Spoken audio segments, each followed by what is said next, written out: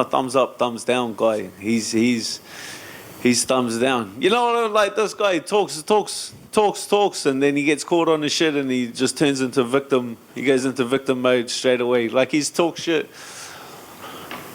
Is that common knowledge that Conor, he talked shit about Conor McGregor, and then Conor McGregor drove around to his house?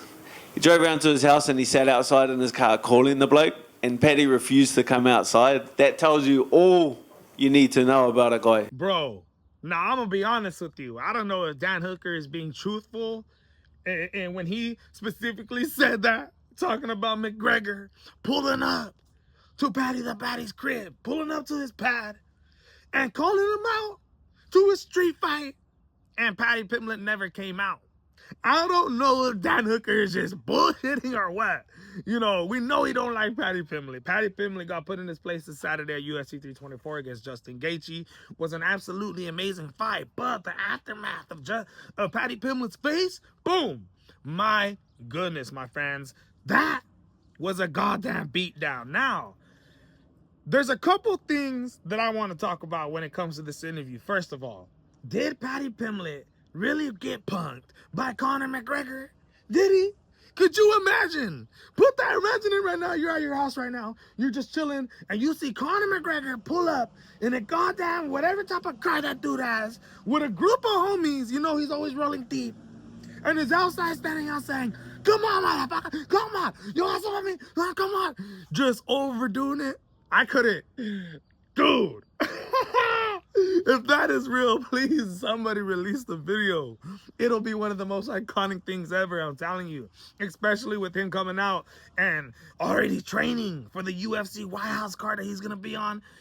Absolutely amazing. Now, do I believe it? I don't know. But there's a couple things that I do believe Dan Hooker speaks about that I think is completely truthful.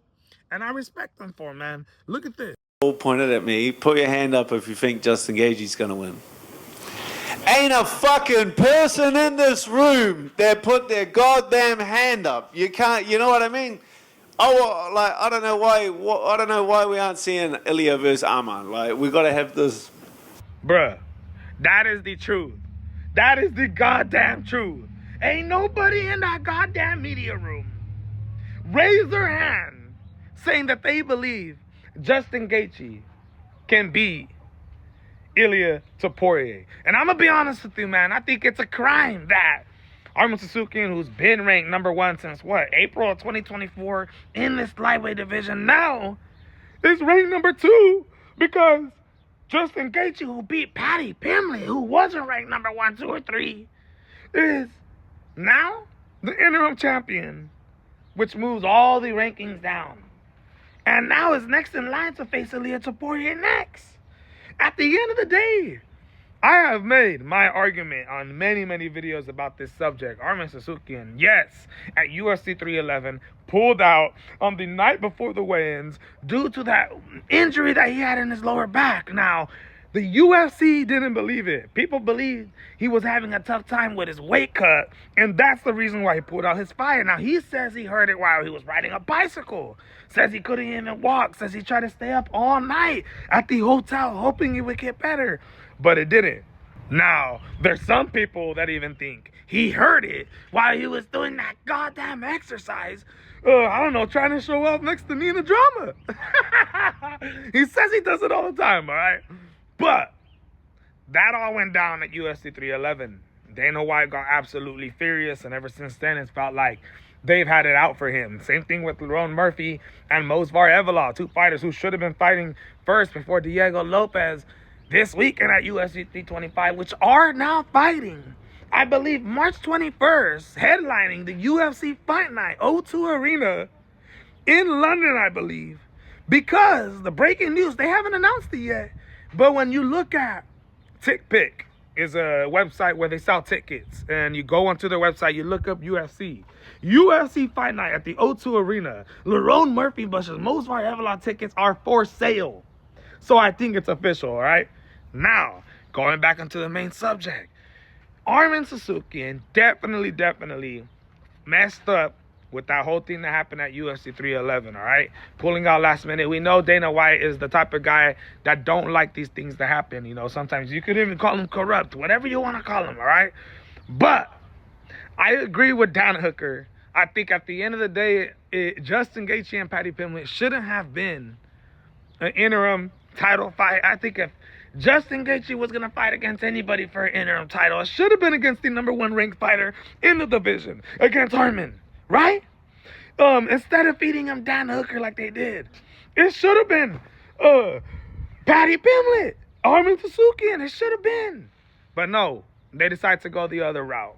And at the end of the day, I agree with Dan Hooker on that. Now let's move on. One more thing that he talks about that I absolutely agree with him on. It's like a hometown fight without the pressure.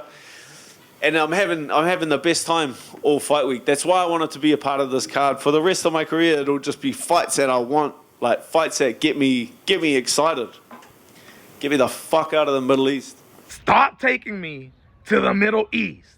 I'm gonna be honest with you guys, my people. As much as it sounds a little, you know, not harsh or nothing like that, but a little like, you know, I don't want to be there. It is what it is. He would rather fight here in Sydney, Australia, you know, in his home country, around his home country, you know, around at least people that are kind of similar to him, not going to the Middle East, somewhere where it's not just in UFC, but in boxing as well. We know that they love UFC. We know that they love boxing.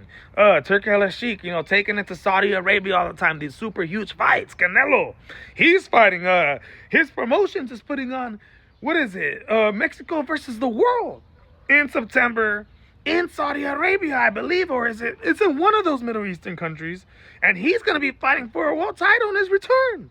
So many people in the 168-pound division. 2 fighters now got elevated to full world champions. There's 2 Hamza Shiraz, Diego Pacheco still waiting to see what happens with that. I believe the purse bid ends this week. But I completely agree with some of these bigger fights and some of these bigger, you know, more exciting pay-per-views.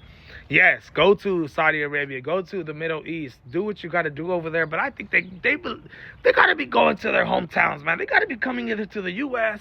or to Europe or to any other place, you know, even Brazil for some freaking UFC fights. But I completely agree with Dan Hooker, man. I'm excited to see this guy go up against BSD this weekend. It's going to be absolutely interesting what happens. Let me know what you guys think. This is the MMA Boxing Addicts channel, and I'm